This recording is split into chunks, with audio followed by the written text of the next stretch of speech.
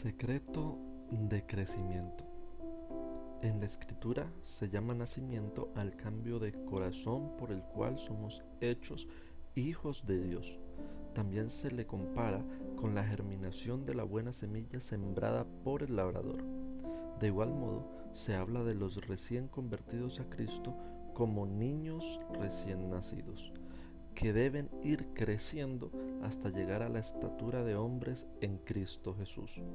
Como la buena simiente en el campo, tienen que crecer y dar fruto. Isaías dice que serán llamados árboles de justicia, plantados por Jehová mismo para que Él sea glorificado. Se sacan así ilustraciones del mundo natural para ayudarnos a entender mejor las verdades misteriosas de la vida espiritual. Toda la sabiduría e inteligencia de los hombres no puede dar vida al objeto más diminuto de la naturaleza. Solamente por la vida que Dios mismo les ha dado pueden vivir las plantas y los animales.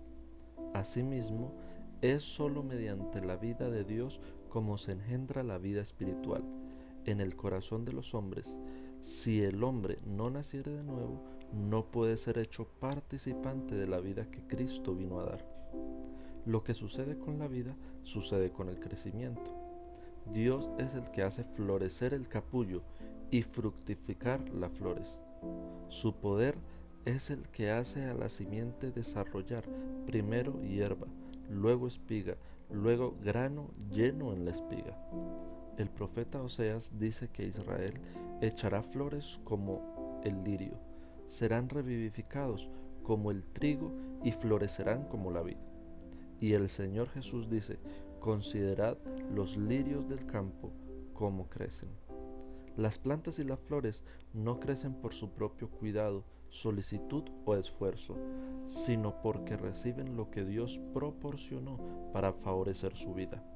El niño no puede, por su solicitud o poder propio, añadir algo a su estatura, ni vosotros podréis, por vuestra solicitud o esfuerzo, conseguir el crecimiento espiritual.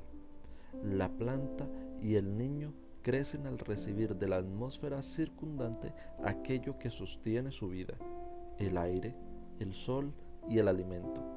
Lo que estos dones de la naturaleza son para los animales y las plantas, llega a serlo Cristo para los que en Él confían. Él es su luz eterna, escudo y sol.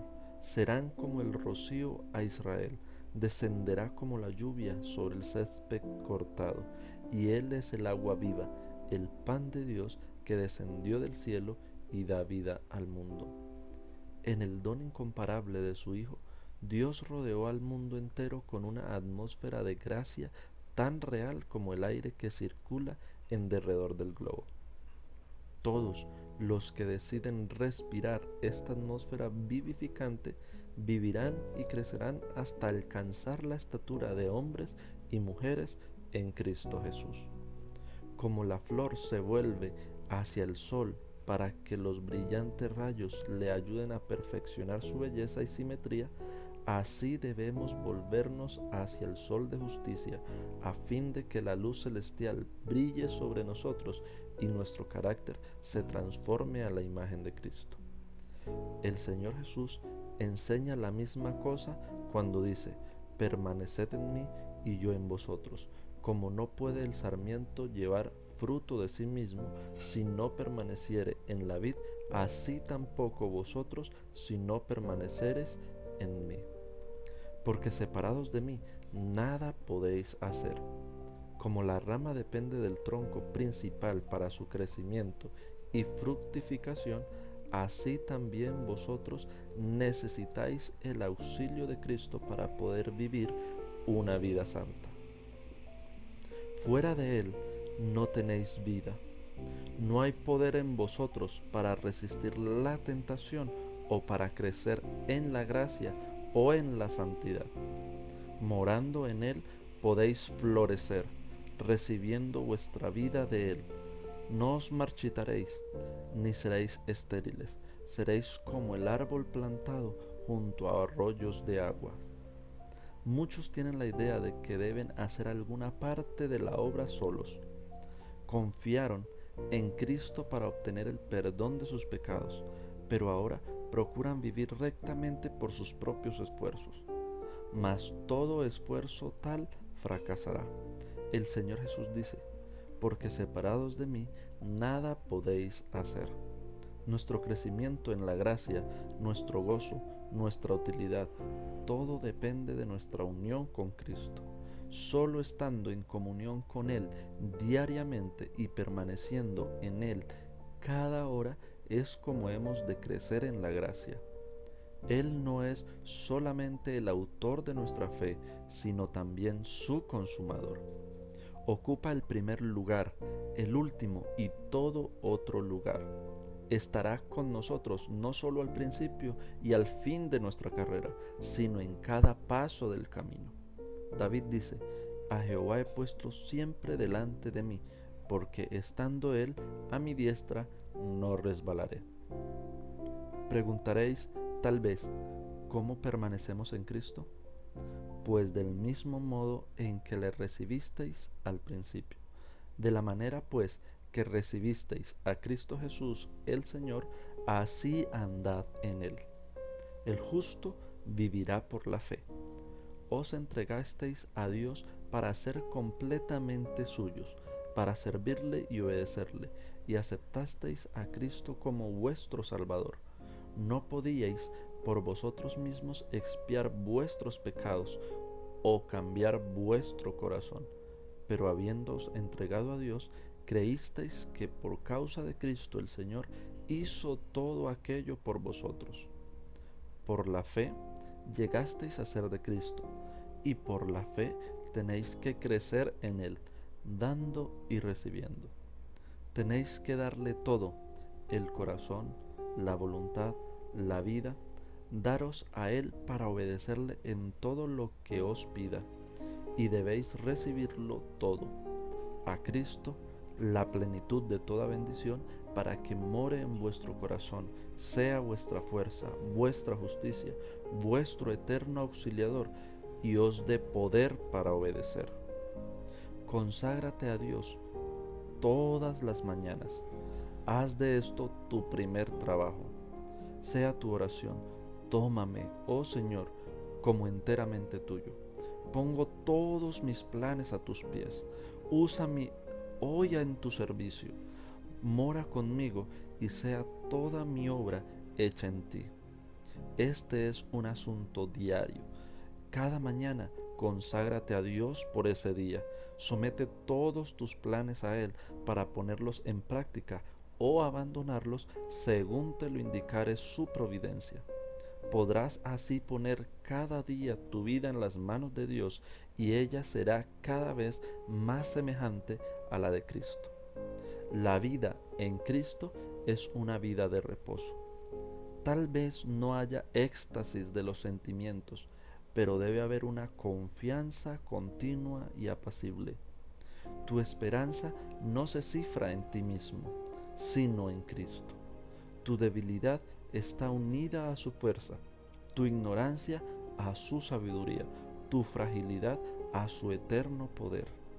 Así que no has de mirar a ti mismo ni depender de ti, sino mirar a Cristo. Piensa en su amor, en la belleza y perfección de su carácter. Cristo en su abnegación, Cristo en su humillación, Cristo en su pureza y santidad, Cristo en su incomparable amor. Tal es el amor que debe contemplar el alma, amándole, imitándole, dependiendo enteramente de él. Es como serás transformado a su semejanza. El Señor dice: permaneced en mí. Estas palabras expresan una idea de descanso, estabilidad y confianza. También nos invita: venid a mí y os daré descanso. Las palabras del salmista hacen resaltar el mismo pensamiento: confía calladamente en Jehová y espérale con paciencia. E Isaías asegura que en quietud y en confianza será vuestra fortaleza. Este descanso no se obtiene en la inactividad, porque en la invitación del Salvador la promesa de descanso va unida con un llamamiento a trabajar. Tomad mi yugo sobre vosotros y hallaréis descanso.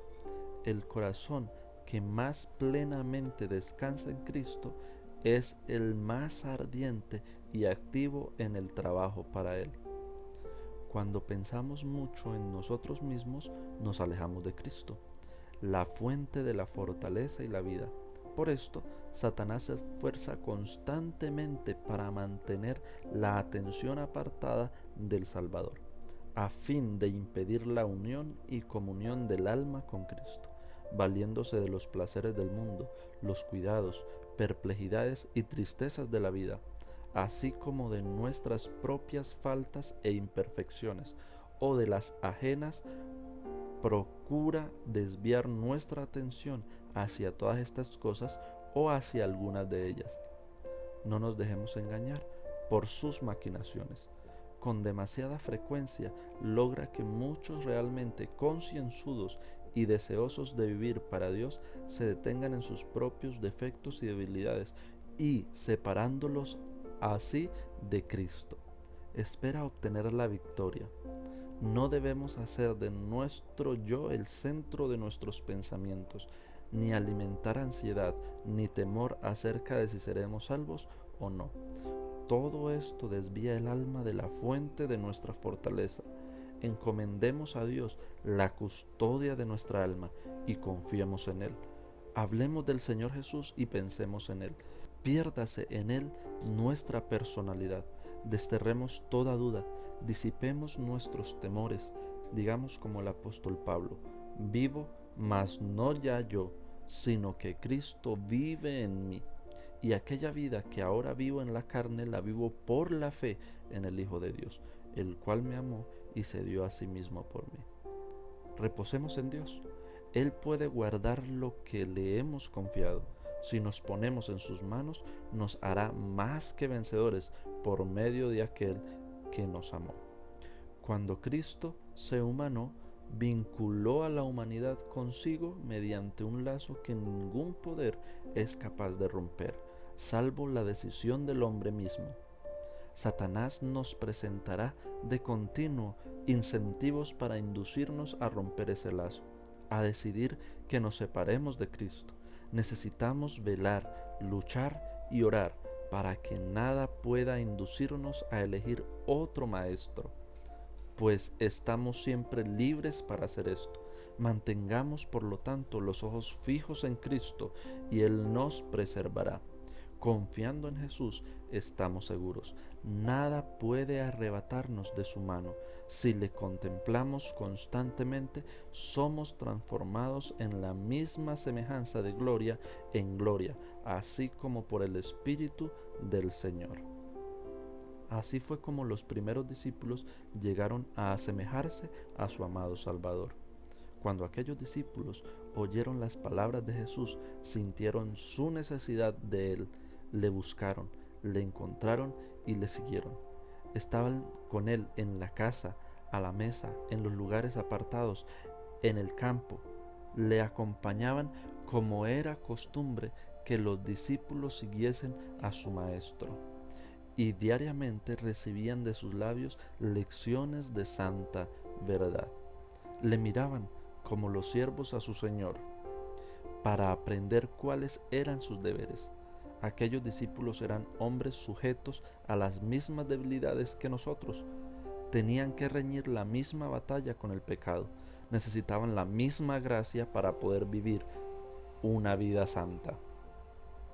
Aún Juan, el discípulo amado, el que más plenamente llegó a reflejar la imagen del Salvador, no poseía por naturaleza esa belleza de carácter.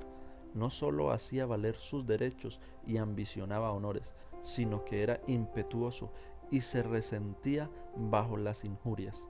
Sin embargo, cuando se le manifestó el carácter divino de Cristo, vio su propia deficiencia y este conocimiento le humilló. La fortaleza y la paciencia, el poder y la ternura, la majestad y la mansedumbre que vio en la vida diaria del Hijo de Dios llenaron su alma de admiración y amor. De día en día su corazón era atraído hacia Cristo, hasta que en su amor por su Maestro perdió de vista su propio yo. Su genio rencoroso y ambicioso cedió al poder transformador de Cristo. La influencia regeneradora del Espíritu Santo renovó su corazón. El poder del amor de Cristo transformó su carácter. Tal es el seguro resultado de la unión con Jesús. Cuando Cristo mora en el corazón, la naturaleza entera se transforma. El Espíritu de Cristo y su amor enternecen el corazón, subyugan el alma y elevan los pensamientos y deseos a Dios y al cielo. Cuando Cristo ascendió a los cielos, el sentido de su presencia permaneció con los que le seguían. Era una presencia personal, impregnada de amor y luz.